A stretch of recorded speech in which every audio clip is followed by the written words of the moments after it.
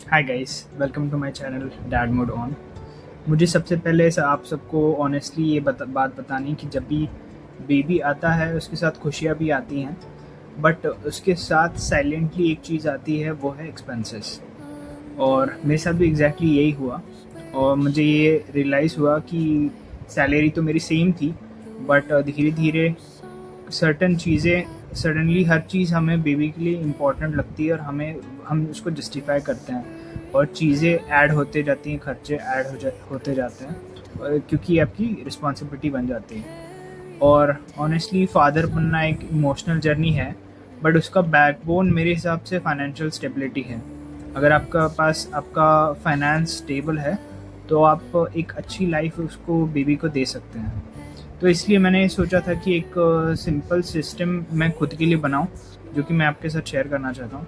एक simple system मैंने सोचा है कि मान लो कि समझो अगर आपकी सैलरी, आप एक पेपर पेन लेके मेरे साथ लिख सकते हैं और आपकी सैलरी के हिसाब से उसको एडजस्ट कर सकते हैं। इस केस में हम मान रहे हैं कि मान लीजिए सैलरी 60,000 है, तो सबसे पहले हमारा एम होगा पैसे बचाना नहीं है, 60,000 को ही प्रॉपरली एलोकेट करना है ताकि हमारे पास इनफ अमाउंट रहे फॉर इन्वेस्टमेंट एंड सेविंग।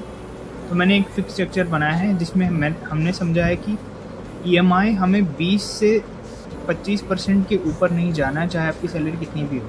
तो अगर आपकी सैलरी 60,000 है तो आपका 12,000 से ऊपर कोई ईएमआई नहीं होना चाहिए।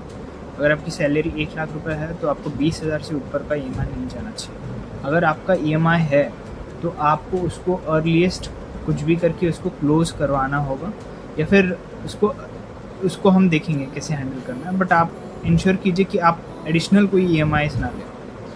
दूसरा है कि आपका 20 to 25% आपका रेंट, मतलब अगर आप सिटी में हो तो 25% जा सकते हैं, बट अगर आप Tier 2 सिटी में हो तो 25% आपकी सैलरी से ऊपर आपका रेंट नहीं होना चाहिए।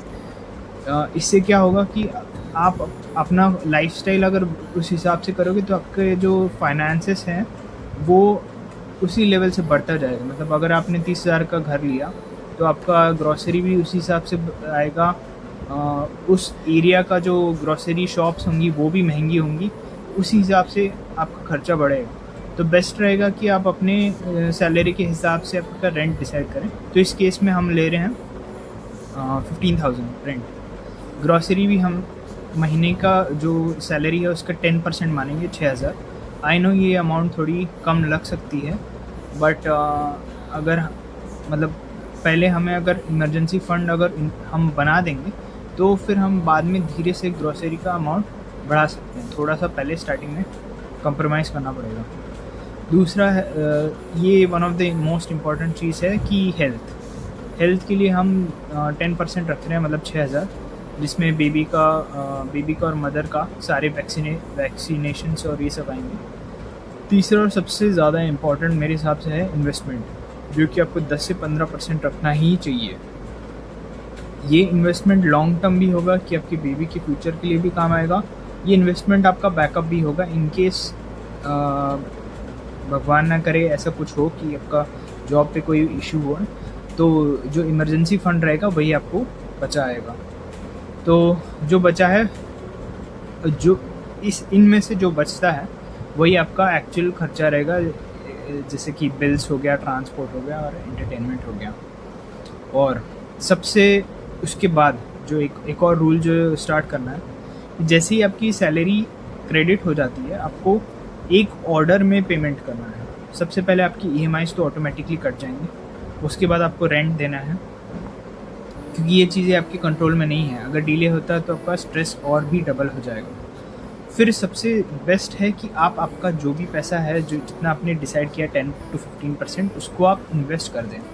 इन्वेस्ट करने से क्या होता है कि आपके पास जो बचा हुआ अमाउंट है उसमें आपको पूरा महीना काटना पड़ेगा।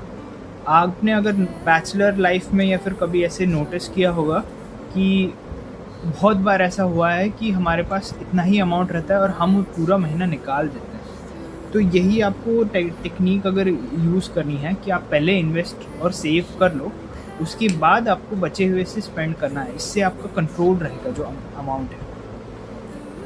उसके बाद एक और एक इम्पॉर्टेंट चीज़ है कि ये एक बहुत बड़ा ट्रैप है कि हमें हमारा ये पहला बच्चा है तो हमें इसके लिए सबसे बेस्ट लाना होगा।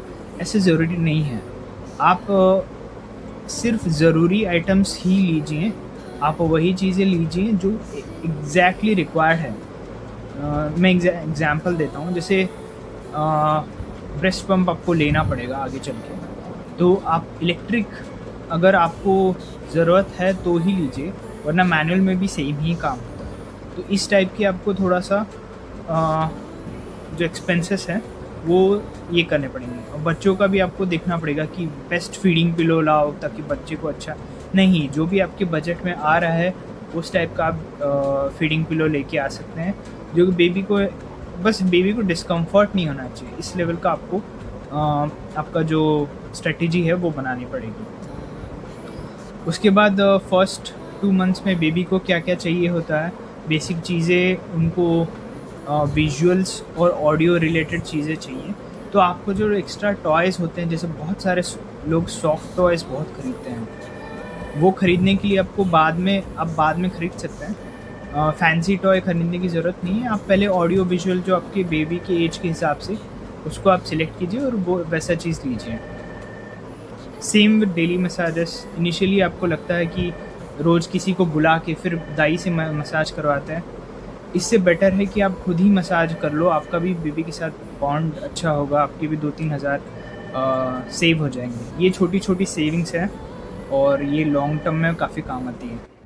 तो इन्वेस्टमेंट के लिए और ट्रैकिंग ऑफ एक्सपेंसेस के लिए एक हम सेपरेट वीडियो बनाएंगे और उसमें हम अच्छे से एक्सप्लेन करेंगे कि आपका जो ये 10% अमाउंट है जो आपकी सैलरी से डिडक्ट हो रहा है, मतलब जो हम इन्वेस्ट करने वाले हैं सैलरी से, तो उसको कैसे बाइफरकेट करें कि पहले आप इमरजेंसी फ़ंड बनाएंगे, उसके बाद आप थोड़ा वेल्थ क्रिएशन के लिए रखेंगे कि आपका पैसा भी ग्रो हो, और थोड़ा बेबी के लिए सेव करेंगे। इसको डिवीज़न के लिए हम एक नेक्स्ट वीडियो में इसको हम डिस्कस करेंगे। इसके अलावा ये जो हमने अभी डिस्कस किया कि 10% 25% इसको मैनेज कैसे करना है, क्योंकि आप अगर लिख भी लोगे तो भी आप डेली का जो खर्चा है वो मैनेज कैसे करोगे। इसके लिए आपको जो बजट हेड्स हैं वो बनाने पड़ेंगे। उसके लिए कौन से ऐप्स हैं ये भी हम नेक्स्ट वीडियो में आपसे सब ये सब डिस्कस करेंगे। Thank you for watching. Stay tuned. Dad mode on.